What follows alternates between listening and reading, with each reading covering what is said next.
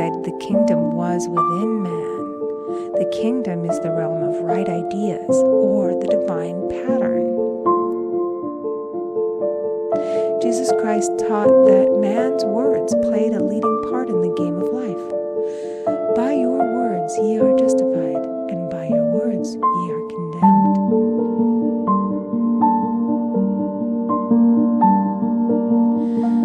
Many people have brought disaster into their lives through idle words. For example, a woman once asked me why her life was now one of poverty and limitation.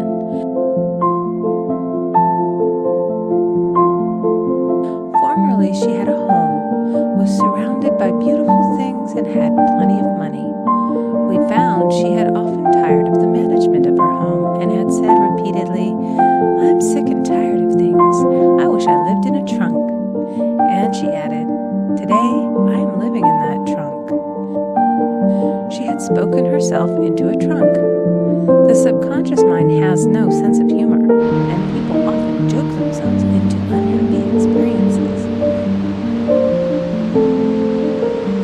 For example, a woman who had a great deal of money joked continually about getting ready for the poorhouse.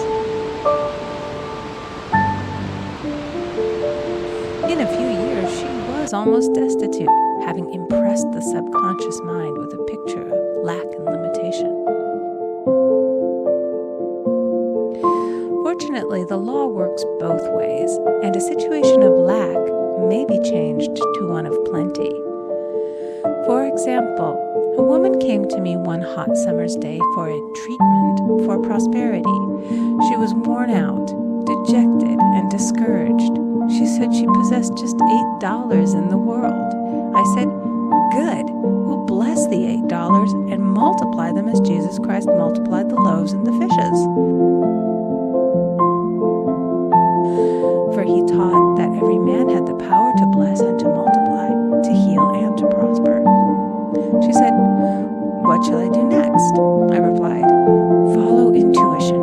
Have you a hunch to do anything or to go anywhere?" Intuition means intuition, or to be taught from within. It is man's unerring guide, and I will deal more fully with its laws in a following chapter.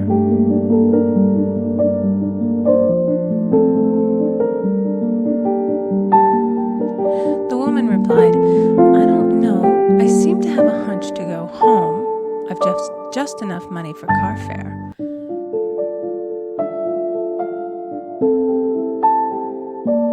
Her home was in a distant city and was one of lack and limitation, and the reasoning mind, or intellect, would have said, "Stay in New York and get work and make some money."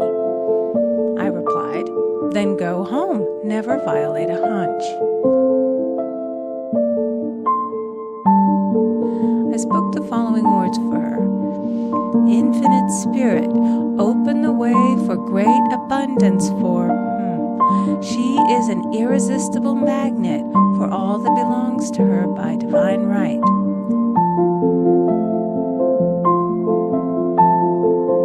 I told her to repeat it continually also. She left for home immediately, and calling on a woman one day, she linked up with an old friend of her family. Through this friend, she received thousands of dollars in a most miraculous way. She has said to me often, "Tell people about the woman who came to you with $8 and a hunch." There is always plenty on man's pathway, but it can only be brought into manifestation through desire, faith, or the spoken word. Jesus Christ brought out clearly that man must make the first move. "Ask, and it shall be given to you. Seek, and ye shall find. Knock, and it shall be opened unto you." Matthew 7:7. In the scriptures we read, "Concerning the works of my hands, command ye me."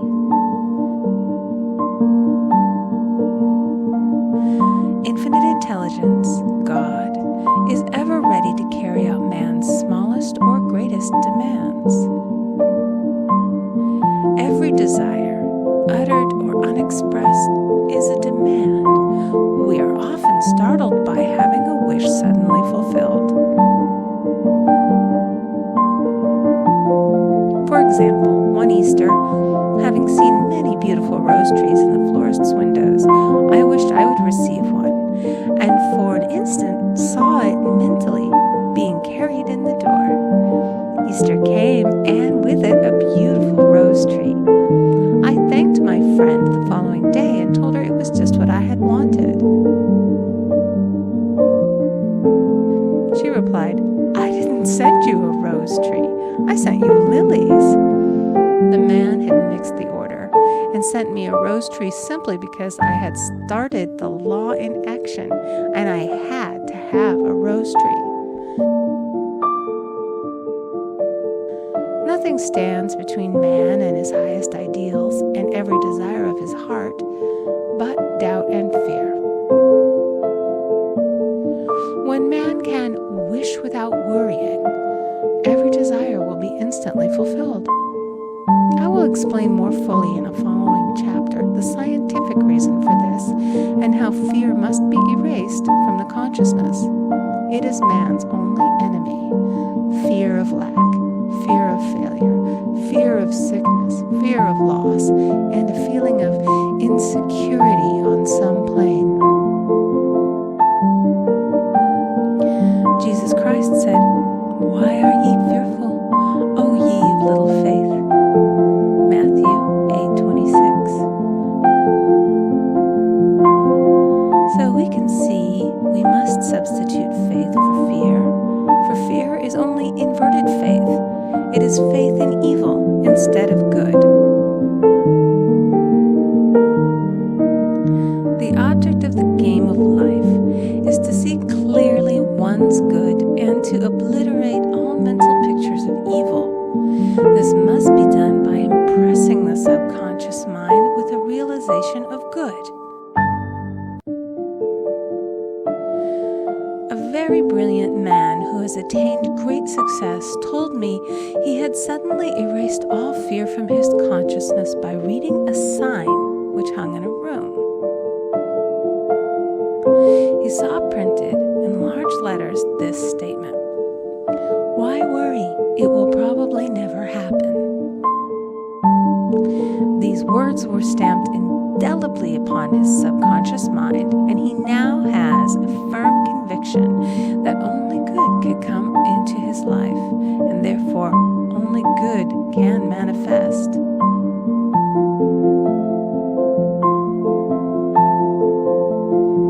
In the following chapter, I will deal with the different methods of impressing the subconscious mind. It is man's faithful servant, but one must be careful to give it the right orders. Man has ever a silent listener at his side, his subconscious mind.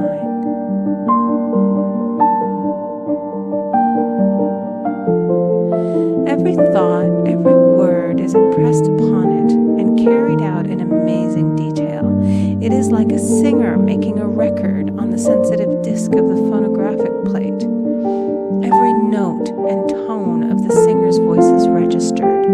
If he coughs or hesitates, it is registered also. So let us break all the old bad records in the subconscious mind. The records of our lives which we do not wish to keep, and make new and beautiful ones. Speak these words aloud with power and conviction. I now smash and demolish by my spoken word every untrue record in my subconscious mind. They shall return to the dust heap of their native nothingness, for they came from my own vain imaginings.